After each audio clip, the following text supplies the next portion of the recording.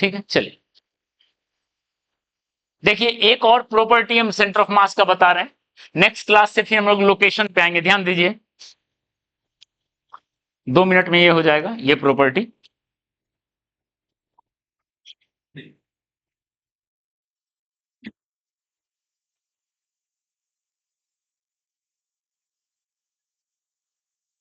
ये देखिए इधर ध्यान दो, इधर ध्यान दो।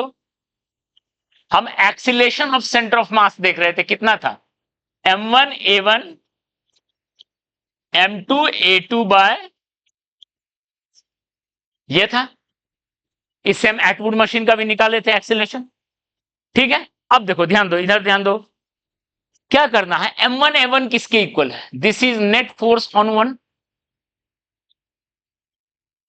m2 a2 किसके बराबर है, ऑन टू, न्यूटन्स लॉ से। और नेट फोर्स वन पे कुछ बाहर से लगा होगा और वन पे दो लगा होगा, वन पे टू, टू पे वन, यानी एक एक्सटर्नल और एक इंटरनल। टू पे कुछ एक्सटर्नल होगा और टू पे वन लगाना होगा, यही होगा।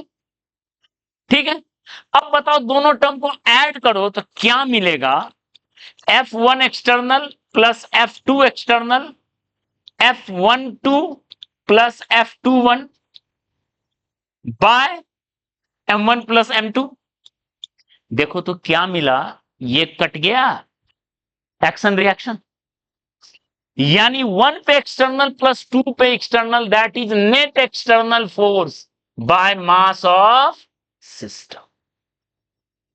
अगला डेफिनेशन, सेंटर ऑफ मास का एक्सीलेशन सिर्फ किस पे डिपेंड करता है, acceleration of centre of mass is dependent, is depends only on external force on system. Internal force से नहीं गवर्न होता है centre of mass, external force से, ये भी एक डेफिनेशन है। ठीक है, ओके। तो देखो इसको एक एग्जांपल से समझ लेते हैं, एटवुड मशीन। वही, इसमें एक्सीलरेशन निकाले हम लोग थे, इसमें निकाले थे एक्सीलरेशन, अभी तुरंत निकाले थे m1 m2। ध्यान दो, इसमें एक्सीलरेशन ऑफ सेंटर ऑफ मास जहां तक हमको याद है वो निकाले थे m2 minus m1 bye m2 minus plus m1 का होल स्क्वायर इंटू जी, था क्या। ठीक है, अब देखो इसको आप ऐसे निकालो, एक्सटर्नल फोर्स बाय मास। देखो तो m1 और m2 इस सिस्टम को ले लें जिसको हम इन सर्कल कर रहे हैं, ये सिस्टम को ले लें, ध्यान दो। इस सिस्टम पे बाहर से फोर्स है m1 एंड m2। ठीक है, बाहर से ये टेंशन तो इंटरनल है, ये टेंशन इंटरनल है, एक्सटर्नल नहीं है।